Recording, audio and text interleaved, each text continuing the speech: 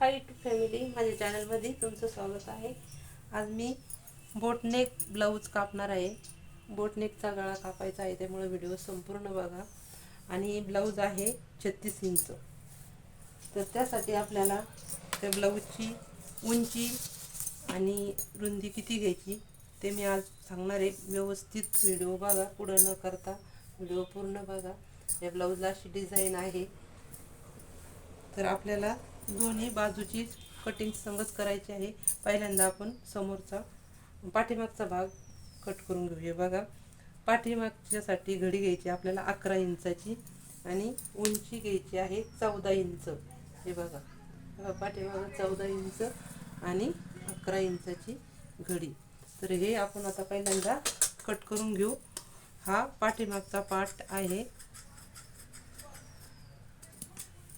पाठीमागं 11 इंचाची घडी घेतलेली आहे आणि समोरची घडी आपल्याला जास्त घ्यायची आहे, कारण प्रिन्सेस घ्यायचा आहे आपल्याला आणि गळा बोटनेक घ्यायचा आहे, त्यामुळं ती आपल्याला जास्त घ्यावं लागेल.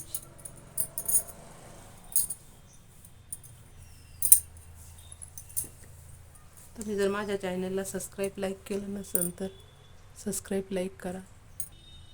तर हे बघा, समोरचा भाग मी कट केलेला आहे. तर आपल्याला समोर उंची घ्यायची आहे 16 इंच, कारण आपल्याला प्रिन्सेस कापायचा आहे आणि बोटनेक असल्यामुळे उंची जास्त घ्यायची. तर इथं मी 16 इंच घेतलेली आहे उंची. 16ला थोडंसं कमी घेतली तरी चालेल उंचीप्रमाणे. मी इथं जास्त उंची घेतलेली, कारण जास्त उंचीचा ब्लाऊज लागतो म्हणून मी जास्त घेतली. तुम्ही कमी जास्त करू शकता. आणि आपल्याला ही रुंदी हे बघा 12.5 इंच घेतलेली. तर आपल्याला हे दोन्ही पार्ट असे, हा बघा, हा पाठीमागचा आहे, हा पाठीमागचा पार्ट आहे.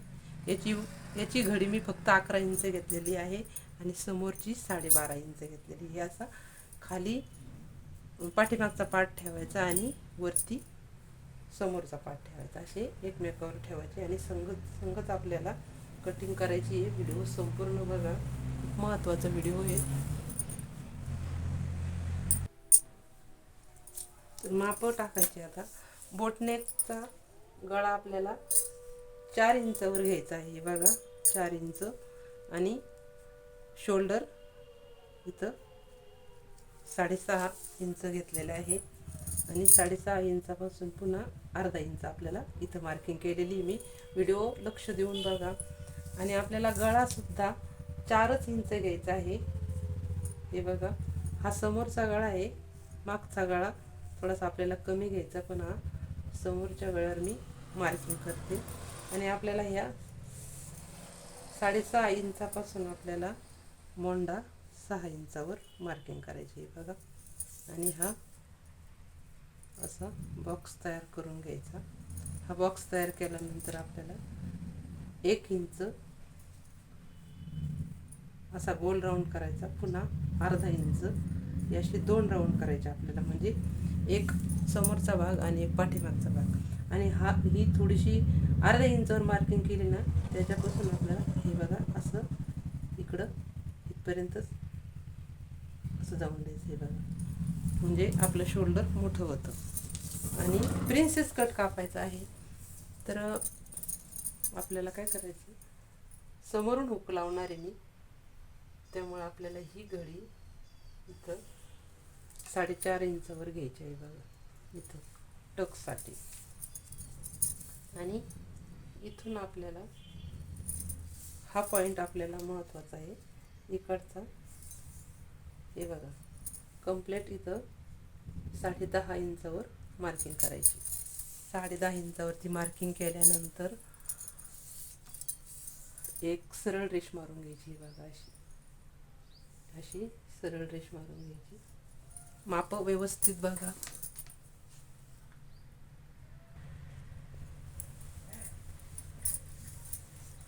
आणि टक्स कितीचा घ्यायचा, तर आपल्याला काय करायचं आहे, हे बघा, टक्स जरा वेगळा घ्यायचा आहे. 1.25 इंच इकडं मार्किंग करायची आणि 1.25 इंच इकडं मार्किंग करायची. ही मार्किंग केल्यानंतर आपल्याला इथं सेप द्यायचा असा. हे पण इकडची बाजू पण इकडं मिळून घ्यायची आणि याला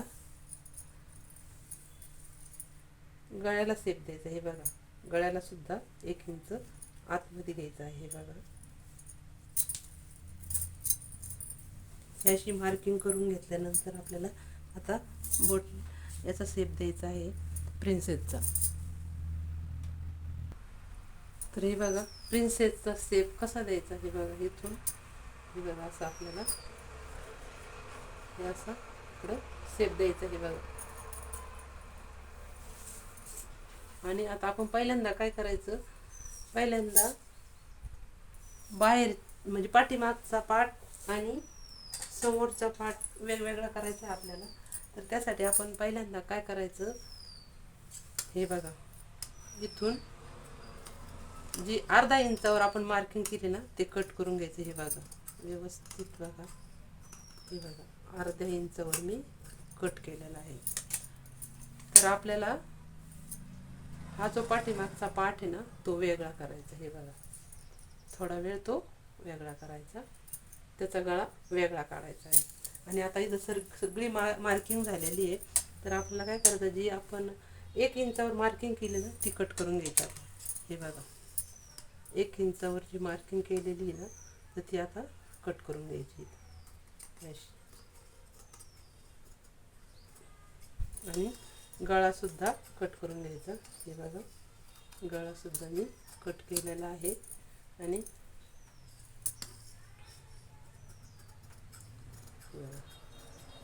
असा राऊंड शेप द्यायचा.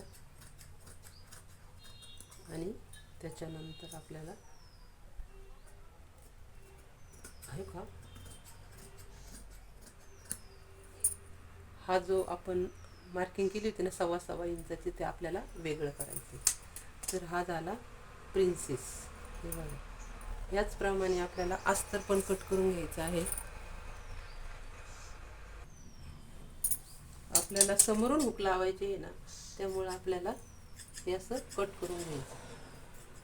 हे बघा, कट केल्यानंतर हे बघा ही सुईची बाजू असणार. हे बघा अशी सुईची बाजू असणार, त्यामुळं मार्किंग करून घ्यायची. आणि मार्किंग झाल्यानंतर आपल्याला खूप महत्त्वाची गोष्ट म्हणजे जे बटनपट्टीपासून थोडंसं अर्धा इंच आपल्याला असं कट करायचं आहे. बघा इथं आणि इकडं जी फिटिंगची बाजू असते का तिकडं सुद्धा आपल्याला अर्धा इंच हे असं कट करून घ्यायचं आहे. तर हा झाला पुढचा भाग. आता पाठीमागचा. हे बघा, हा पाठीमागचा भाग आहे. पाठीमागचा गळासुद्धा आपल्याला 4 इंच घ्यायचा आहे.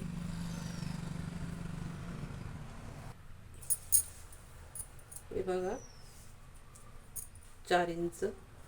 पण मग आपल्याला इकडं 4 इंच घ्यायचं नाही, पाठीमागचा गळा फक्त 3 इंच घ्यायचा आहे. आणि असा शेप द्यायचा आणि असं राऊंड करून घ्यायचं. हे बघा, आणि असं कट करून घ्यायचं. हे बघा, आपण पाठीमागचा गळा 3 इंचाचा घेतलेला आहे, समोरचा फक्त 4 इंच घेतलेला आहे. हा पाठीमागचा भाग आणि समोरचा भाग. तर हे आता मी ना तुम्हाला याला पिना लावून दाखवते, म्हणजे तुमच्या लक्षात येईन आपण कशी कटिंग केली. प्रिन्सेस कसा जोडायचा आहे त्याचा मी व्हिडिओ टाकलेला आहे. तर मी हे तुम्हाला पिन लावून घेते आणि दाखवते.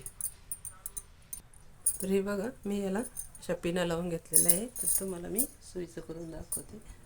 तर हा पाठीमागचा भाग आहे. हे बघा, हा पाठीमागचा भाग आहे आणि हा समोरचा भाग आहे. हे बघा, याप्रमाणे बोटनेक ब्लाऊज शिवल्यानंतर येणार आणि एकदम सुंदर दिसणार.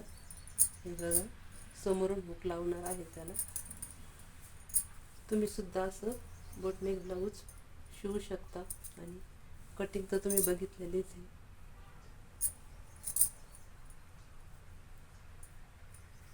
तर ह्याप्रमाणे तुम्ही ब्लाऊज शिवू शकता. व्हिडिओ आवडला असेल तर सबस्क्राईब, लाईक नक्की करा. बाय.